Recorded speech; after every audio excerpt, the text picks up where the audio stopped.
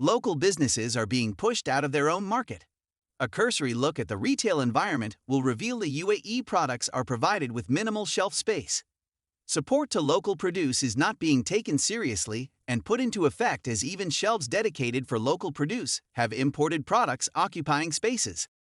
Cheap imports across food categories are entering our market while circumventing requirements. Oftentimes, these imports are non-compliant and unhealthy foods, which is a disservice to our population. While UAE produce are subjected to stringent standards that are costly and complex, imported products are able to price their way into the market without such overheads.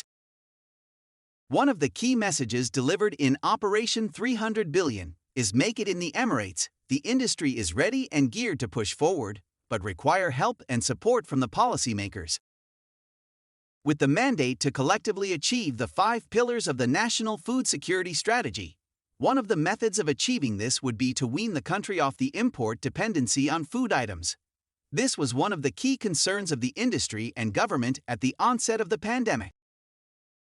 Unfortunately, in our retail research, we identified a very small proportion of the shelf space dedicated to UAE products across F&B categories across 15 different outlets. Even on shelves dedicated to local procedure, imported products were occupying pride of place. The pandemic showed us that the local industry has the capacity and capability to sustain the F&B needs of the resident population of UAE. When global supply chains were severely disrupted and food supply was a serious risk, the industry stepped up and were able to supply produce across food categories.